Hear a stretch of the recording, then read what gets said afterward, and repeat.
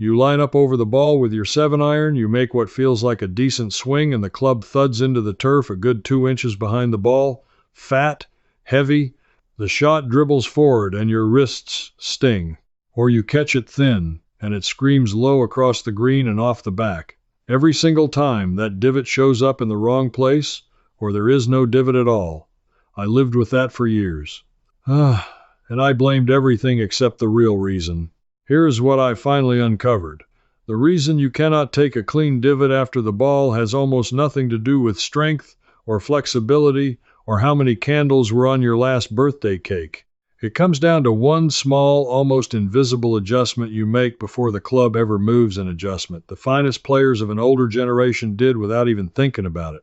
And somewhere along the line, quietly, we stopped being taught it. I traced it all the way back to a golf instruction manual printed in 1942, written by a man who taught European royalty and world champions. The method costs nothing. It needs no new clubs. And it works even if you are 78 years old with a stiff hip, a sore lower back, and a $5 bucket of range balls in front of you. It started for me on a cold, damp Tuesday morning at a near-empty driving range on the edge of town. I was chunking shot after shot into that rubber mat, feeling every jolt travel up into my elbows. 2 stalls down stood a thin old fellow, easily 80, no bigger around than a fence post. And on every single swing he clipped the ball first and brushed a neat little strip of mat behind where the ball had been. Ball first, turf second, clean as you like. I stood there watching him and thought, how on earth is that frail-looking man doing what I cannot do with 30 more pounds of muscle on me? That question would not leave me alone. So I started digging, and what I found underneath was not a golf tip at all. It was a story about something that got taken from us on purpose. Now, I have gone much deeper into all of this, the old books, the buried methods, the pressure plate data, and the exact setups the masters used in a series I put together called First Tee, Deep Seniors, and System Complete. It is a digital collection written specifically for players who are done being sold equipment and want the actual mechanics explained plainly, the way those old professionals wrote them. If that sounds like something you have been looking for, you will find the details in the description below. Everything I cover there builds directly on what we are talking about right now. But knowing the principle and being able to do it are two different animals. Because when I tried to just shove my weight forward mid-swing, I fell apart worse than before. So the real question became this: how did the old-timers actually set themselves up so that the weight was already in the right place? And that is where the weird little adjustment finally showed itself. It was not a heroic mid-swing move at all. It was something you did before you ever started the club back. Let me show you the first clue, because once you see it, you cannot unsee it. The whole secret to a clean iron shot lives in one spot on the ground. Teachers call it the low point of the swing. It is simply the place where the arc of your club reaches the bottom of its circle and starts back up again. Nothing more complicated than that. Now here is the part nobody explained to me for the longest time. With an iron, you are supposed to hit the ball while the club is still traveling down and forward before it reaches the bottom of that arc. The ball sits there. The club head strikes it on the way down, keeps going, and only then digs into the turf and makes the divot. That is why the divot appears in front of the ball, on the target side, not behind it. Ball first, ground second. The two things happen in that order, and when they do, you get that pure, compressed strike that even a small woman of 70 can send sailing. So I asked myself the obvious question: if my low point is supposed to be in front of the ball, why does my club keep bottoming out behind it? Why is my divot, on the rare times I take one, always on the wrong side? I filmed myself with an old phone propped on a golf bag. And there it was, plain as day. My club head was reaching the bottom of its arc a couple of inches behind the ball. So the club was already climbing back up by the time it reached the ball, which is exactly why I caught it thin half the time and fat the other half. My low point was in the wrong place. Every chunk, every sculled shot, every stinging vibration in my hands, all of it came from that one thing. The bottom of my swing was living behind the ball instead of in front of it. That felt like progress. But it opened a bigger and much stranger question. Because I had taken lessons, I had watched the videos, I had bought the clubs they told me to buy, and not one time in all of that had anyone shown me how to move my low point forward. Why not? That is where the mystery got dark, and that is where I found out someone had a reason to keep me guessing. Here is the thread I pulled next, and it made me angry the deeper I went. When I finally started asking why my low point was stuck behind the ball, the answer I got from most modern sources was not an answer at all. It was a shopping list. Buy the hybrid instead of the long iron. Buy the extra forgiving cavity back set with the wide sole that skids off the turf. Buy the graphite shafts, the lightweight heads, the offset that hides your mistakes. Every so-called solution had a price tag on it. Not one of them fixed the actual swing. They just sold me something to paper over the problem, and I want you to sit with that for a second, because it is the crux of the whole thing. An entire corner of the golf business has quietly figured out that a senior who keeps hitting it fat is a senior who keeps buying. If you never fix your low point, you stay convinced the fault is your aging body. And a person convinced their body is the problem will spend $300, $500, $1,000 chasing the next miracle club that promises to do the work for them. I have a garage that can testify to this. I counted it up once. Over about 8 years, I had spent close to $2,000 on clubs and gadgets and lessons that danced all the way around the one adjustment that would have actually helped. Now, I am not against good equipment. Forgiving irons are a fine thing, and I still play them. But a wider sole cannot move your low point forward. Only you can do that, and it turns out it takes no money at all. Somewhere along the way, the simple free fix got buried under a mountain of things to purchase, and the buried thing was exactly what that thin old man at the range was doing without a second thought. So I went looking for where the free fix went. If nobody teaches it now, I reasoned, then somebody must have taught it before. Older players clearly knew something. That thin old man knew something. Therefore, the knowledge had to exist somewhere in print, from back before the game turned into a catalog. So I started hunting down the old instruction books, the ones written when a set of irons was meant to last a man his whole life and there was no money in telling him to buy more. That is when I found the manual from 1942. The man who wrote it was named Percy Boomer, a British golf professional who taught at a famous club near Paris and gave lessons to royalty and to some of the best players of his day. His book was called On Learning Golf, and it came out right in the middle of the Second World War, when paper was scarce and nobody printed a book unless it was worth reading. Boomer had a phrase I could not get out of my head. He talked about feeling the swing turn inside a fixed frame, and he insisted that the golfer must feel the weight arrive on the forward foot as the club comes down, not after, during. He was describing in the plain language of 80-odd years ago the exact thing my chunk shots were missing, and Boomer was not alone. I kept pulling the thread and found Ben Hogan's book 5 Lessons, The Modern Fundamentals of Golf, published in 1957. Hogan, a man who came back from a near-fatal car crash to win championships, wrote plainly that the weight moves to the forward foot on the downswing and that the hands lead the club head into the ball. Hands ahead, weight ahead. Then, in 1992, an old Texas teaching professional named Harvey Pennick put out his Little Red Book, and he described the same idea in the folksiest way you ever heard. He told his students to feel like they were clipping the tee, letting the club brush the ground on the target side of the ball. 3 different men, 3 different countries, 50 years apart, and all of them circling the same simple truth that nobody had ever once said to my face. Move your weight forward, get your hands ahead of the ball, and your low point moves forward with them. That was the fix. That was what the frail old fellow was doing. But knowing the principle and being able to do it are 2 different animals. Because when I tried to just shove my weight forward mid-swing, I fell apart worse than before. So the real question became this: how did the old-timers actually set themselves up so that the weight was already in the right place? And that is where the weird little adjustment finally showed itself. It was not a heroic mid-swing move at all. It was something you did before you ever started the club back. Let me give you the science first, because I know some of you are like me, and you do not believe an old book until a modern machine backs it up. In recent years, teaching studios have started using pressure plates, special mats that measure exactly how much of your weight is pressing on each foot, moment by moment, through the whole swing. The numbers that came off those plates stunned me, and they nailed down everything Percy Boomer wrote by feel in 1942.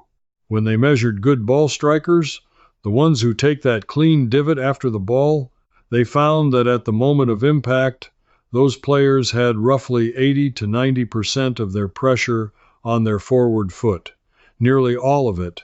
Their weight had already moved ahead toward the target, so the bottom of the swing arc sat well in front of the ball. And when they measured strugglers, the fat and thin crowd, the people like me, they found the opposite.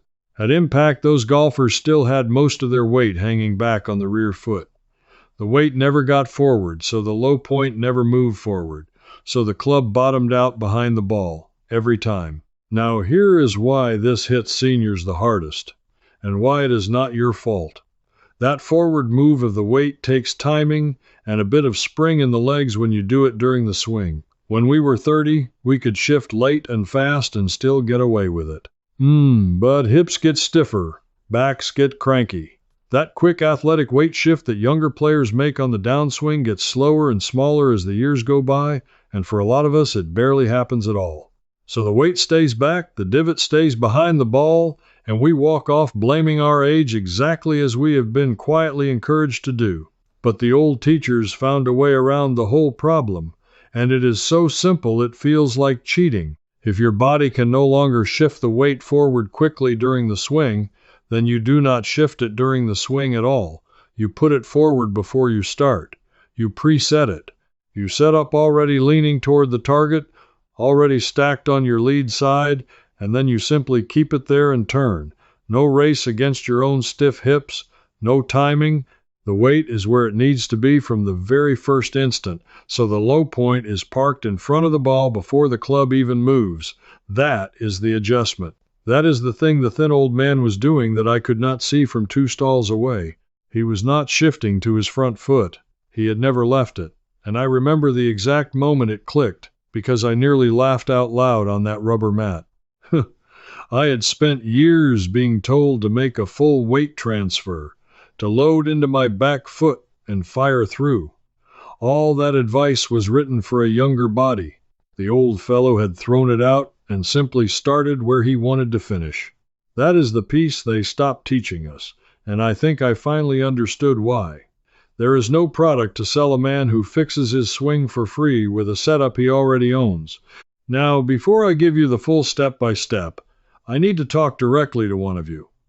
Maybe you are sitting there in a small apartment. Maybe you do not belong to a club. You cannot afford a lesson at $90 an hour, and you are thinking this is all very nice for people with money and green grass and time. I want you to stay with me right here, because what I found next was built for exactly your situation, and it is the part that changed everything for me. You do not need a course. You do not need a coach. You do not even need to leave your living room to learn this. Here is how you groove the whole thing without spending a penny. You can practice the preset weight and the forward low point on the carpet in your front room, in your slippers, with no ball at all. First, take your normal stance with any iron, or even a broom handle if you do not want to swing a club indoors. Now, before anything else, lean your body gently toward the target until you feel more weight under your front foot than your back one, somewhere around 60% on the lead side to begin with. You should feel your front knee take a little pressure and your belt buckle sit slightly ahead of the ball position. Hold that. Second, nudge your hands forward toward the target until they sit just ahead of the club head. Not a lot, an inch or two. In the old books, this was called leading with the hands, and it is what tilts the shaft toward the target so the club strikes down and forward. Hogan drew pictures of it in 1957. You are just copying the picture. Third, and this is the weird part that makes the whole thing work for a stiff body, pull your back foot, your trail foot, straight back away from the line by a few inches so your toes sit behind your front toes. This is called a closed or drop back stance, and old players used it constantly. What it does is quietly lock your weight onto that front side and stop you from sliding backward on the way up. With your trail foot dropped back, your body simply cannot fall into the old habit. It holds you forward where the divot lives. Now, standing right there on your carpet, make slow, small swings and feel the club head brush the floor on the target side of your front foot, never behind it. Brush the carpet in front. Do that 50 times in an evening while the kettle boils. You are teaching your body a new low point with no ball, no pressure, and no cost. When I did this for 2 weeks straight, 10 minutes a night, the change I felt the next time I hit real balls was something I had honestly given up on ever feeling. And if you rent, if you are alone, if your budget is tight to the dollar, understand what this means. The single biggest fault in the senior iron swing, the one they have been selling you clubs to hide for years, can be fixed for free on the floor of a rented flat by a person swinging a broom. Nobody makes money when you learn that, which I have come to believe is precisely why so few people ever told you. So let me now hand you the whole thing, the complete secret finale, put together exactly as I pieced it back together from those old manuals and the modern pressure data. This is the weird adjustment in full, the one that gets you hitting a divot after the ball nearly every time, and it comes straight out of what Percy Boomer wrote by feel in 1942, and what Harvey Penick preached until 1992. Do this and you are not guessing anymore.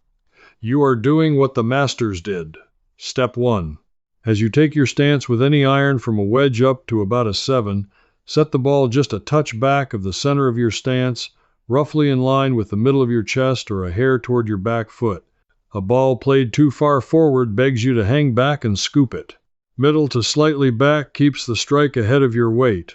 Old Harvey Penick fussed about ball position more than almost anything, and now I know why. Step 2. Before you swing, lean into your lead side and set about 60% of your weight on your front foot. And here is the crucial bit: as you start down, let that number climb so that by the time you reach the ball, some 70 to 90% of your pressure is stacked on that front foot, just like those pressure plates measured on the good players. You are not shifting late and fast. You started forward, and you are simply pressing a little more forward. Your stiff hips never have to make a heroic move. Step 3. Set your hands ahead of the club head at address and, above all, keep them ahead as you come into the ball. Feel the grip end of the club leading, pointing toward your front hip pocket at impact, dragging the club head in behind it. Hands win the race to the ball. The club head comes second. This is the forward shaft lean Ben Hogan drew in 1957, and it is what delivers the club on a downward path so it strikes the ball before it ever touches the ground. Step 4. The weird one that ties it all together. Drop your trail foot back a few inches into that closed stance, and let it hold your weight forward through the whole motion. If you want to feel it even more strongly, try this drill the old teachers loved. Start with your feet almost together, take a small step toward the target with your lead foot as you begin the swing, and swing from there. That little step forces your weight onto the front side and shows your body, in one clear feeling, exactly where the bottom of the swing is supposed to be. Waggle, then feel the pressure under that lead foot, then turn back small and turn through, brushing the turf in front of the ball. Do those 4 things and watch what happens on the ground. The club strikes the ball while still moving down and forward. It carries on past the ball, and only then does it clip the turf and peel up a shallow divot on the target side. Ball first, turf second, divot in front. The exact thing that looked like magic when that thin old fellow did it 2 stalls down for me is now something your own hands can do, because it was never magic. It was a setup. A free, quiet, deliberate setup that a British professional wrote down during a world war, that a Texan preached into the 1990s, and that a whole industry was perfectly happy to let you forget so it could sell you a wider soul instead. I went back to that same range about a month after I started. Same cold mat, same $5 bucket. I set the ball a touch back, leaned onto my front foot, dropped my trail foot away, felt my hands lead, and I hit down through the ball and brushed the mat in front of it, clean, for the first time in my life on purpose and not by accident. I did it again and again. I stood there, a grown man, grinning at a strip of scuffed rubber like it was the finest thing I had ever seen, because it was proof. The old men were right, the books were right, and everyone who told me my age was the problem had been selling me something. That is the whole of it, and I want to leave you with the feeling more than the facts. You did not get worse. You were not too old, and your body was not broken. Something simple and free was quietly taken out of your hands and replaced with a price tag, and today you took it back. That divot in front of the ball is not just a better golf shot, it is a small piece of stolen knowledge returned to the person it always belonged to you. And that is the kind of person I think you are. Somebody who does not just swallow the glossy promise, who would rather follow the evidence back to where it started and see the truth with their own eyes. If that sounds like you, then you and I are cut from the same cloth, and there is a lot more that got buried where this came from. Now I want to hear from you. And I mean this, do not just nod and click away, because this audience of ours never speaks up unless I ask plainly, so I am asking. When you tried leaning onto that front foot and dropping your trail foot back, did the divot finally jump in front of the ball, or is it still stubbornly landing behind? Tell me in the comments which one it was for you. And tell me where you are watching from, and how many years you have been fighting that fat shot, because I read these and it helps me know what to dig up next. If you want to come with me on the next one, think of it less as following a channel and more as joining a small crowd of us who are quietly digging these lost, practical, penny-saving methods back up out of the old books before they are gone for good. Because the next thread I am pulling is a strange one. I found a note in an old golfing guide about a way older players kept their hands from aching and their grip from slipping, using something that costs almost nothing and sits in most kitchen cupboards right now. And I think somebody buried that one on purpose too.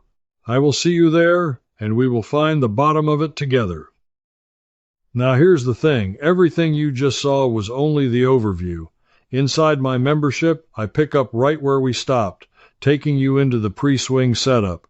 You can ask me your own question, and a real person, me answers you myself. You'd be joining thousands like you inside the Wiser Living Circle. Just point your phone's camera at the code on the screen. Cancel anytime, one click. No risk,